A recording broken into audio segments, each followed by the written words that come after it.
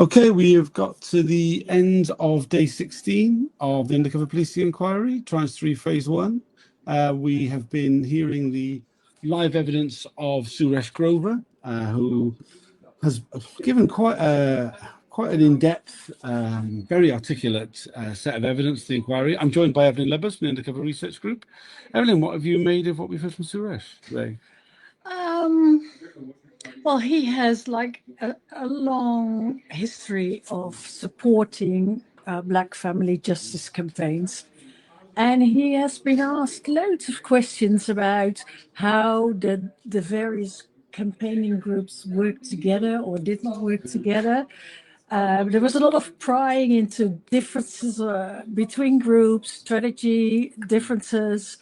And of course, this has to be done to check the quality or the accuracy of the reports of the undercover officers, which of course were entirely exaggerated, and Suresh was like made to deny a whole lot of things. Here he is. Yeah. The man himself. So we are live. Thank the brilliant evidence today.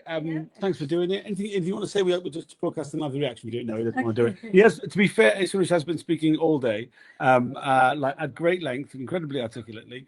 So there was a lot of prying, and it made it, like always. It makes the witnesses look like they have to defend themselves, or they have to defend their tactics and strategies. And he's been asked several times, like, was he opposed to working with the police? And he said, oh, that's not what my work is about at all. So why do you keep asking? And yeah, I mean, this came up quite a lot. I mean, like, obviously, like, supposedly the justification for the deployment of undercover officers is around issues around public order, around subversion. Suresh, and through the monitoring group, through all the work he's been before that, the Southern Monitoring Group, other monitoring projects he's been involved with, has very been about supporting the victims of crime, for supporting those who've had a family member murdered for racist reasons, also for supporting those who've experienced sexualized or gender-based violence. or police violence, or died in police cells. Yeah. So I mean, like the idea that he would somehow be like in any way kind of involved with or responsible for any kind of public disorder was just like ridiculous. I mean, the only examples there was one point it was put to him that there was a justification for the undercover deployments because at the Stephen Lawrence inquiry, the police decided to use CS gas against the Nation of Islam at one point. I mean, there was just literally no connection. I mean, it was really commented on that, that the kind of work that Suresh does is very much about working, a lot of the time, working with the police, holding the police to account, certainly. I mean, a huge part of the job is holding the police to account. But the idea that like there was anything that undercover police hidden agenda. Agenda. Yeah, this idea of a hidden agenda is just nonsense. I mean, we saw it repeatedly being placed that there was supposedly a hidden agenda to undermine the confidence that Black and Asian communities would have in the police. As Suresh said, the police were doing that themselves. There was no requirement for the monitoring group to do that. Really ridiculous. Yes, it was, and it ended on a particular vile note, like with the very final question by Mitting himself. We've been talking a lot about, the entire. In fact, one of the reasons the inquiry was set up, I have to go back a bit, is that Peter Francis, the whistleblower police officer, a former undercover, has said that he was tasked to find smear on the Lawrences, on Doreen and Neville Lawrence. And one of the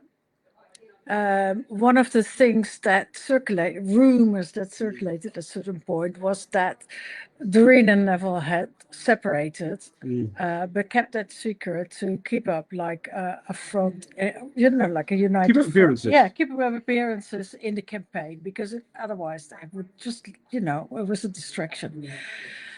And that rumor was reported by, I think, Dave Hagan. Yeah, HN81. HN81, whose reporting we've discussed a lot today. And it's like, so this is one of the key issues that, in fact, that could be used as smear or to undermine the Lawrences. So Mitting asked, like, so Dave Hagan said that Suresh, in an agitated state at a meeting, about something else, had said that, had put that in, has said that in public that they were in fact separated. Now, Suresh is not someone who would ever do that, and he denied it. And he said, like, it's not.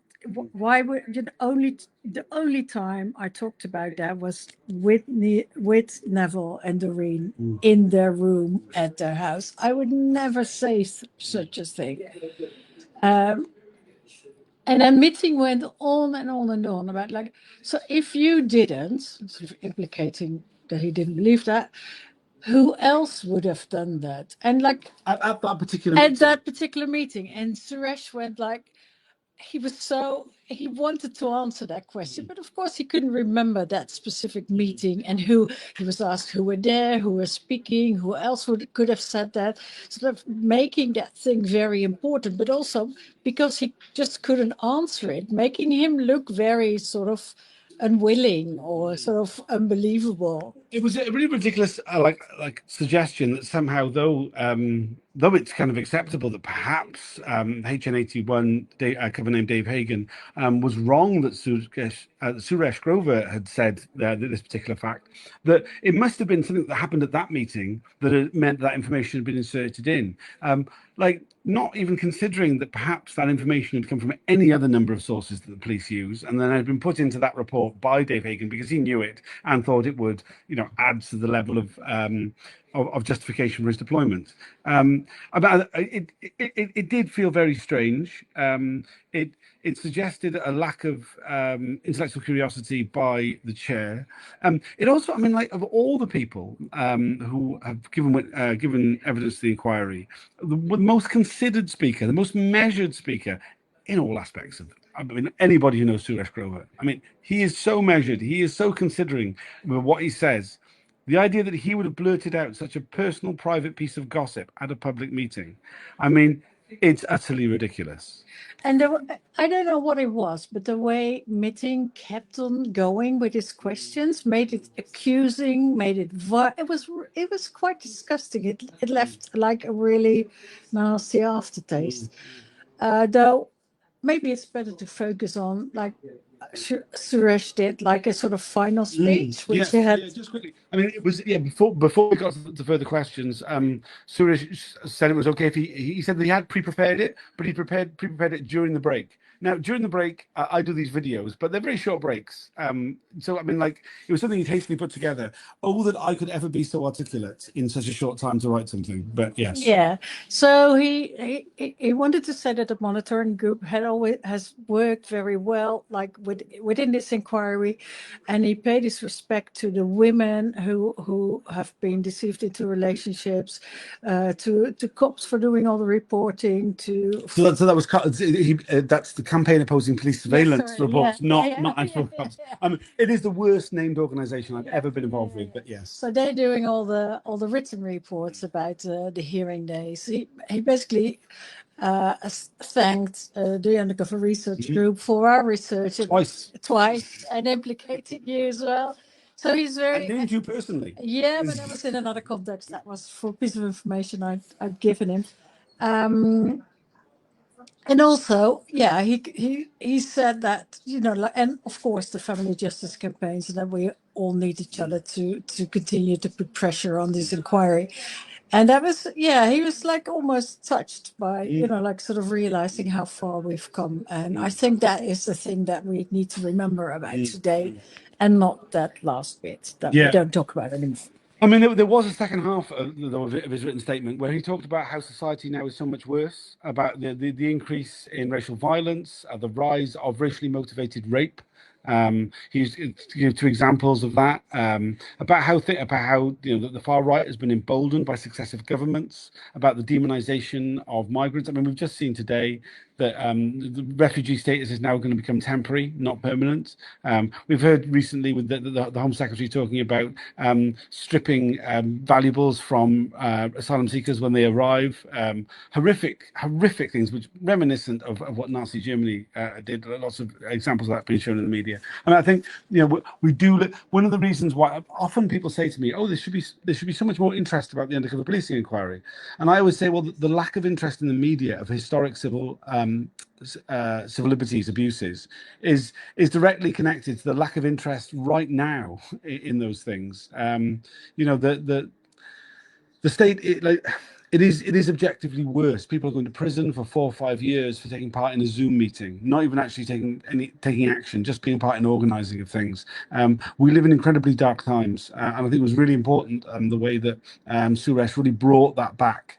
That we're talking about historic abuses, but there are lots of current abuses going on right now. Yeah, I think that was very important, and I hope more people realize that.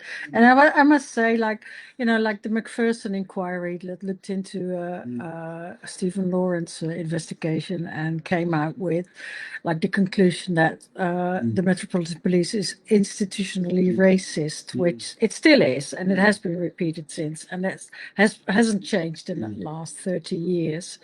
I think I was kind of jealous, like how organized the groups were back in the day, that they would always have a full public gallery, and they would have, you know, like demos around it. And I wish we could have that too. Yeah, absolutely. I mean, it's not too late. You can attend hearings of the Undercover Police Inquiry. Tomorrow will be Baroness Doreen Lawrence being questioned. Come along if you can. It might be one of the big busier days. If not, there's loads of opportunities to come along. There's always space in the public gallery. Please do try coming down if you are able to. And you know, if anybody wants to organise spontaneous protests outside, please do so. It would be great to have you here. Anything else you want to add? No, thanks. Right, well, thanks for joining us. I'll be doing a Twitter Spaces this evening. Apologies for the various technical problems I've had once again. I am getting to grips with it. It will be better. I've got a microphone coming on Friday. Next week's should be better. I've got a separate camera as well. It should all improve. Okay, thanks for joining us. We'll see you again tomorrow with the evidence of Doreen Lawrence. Bye for now.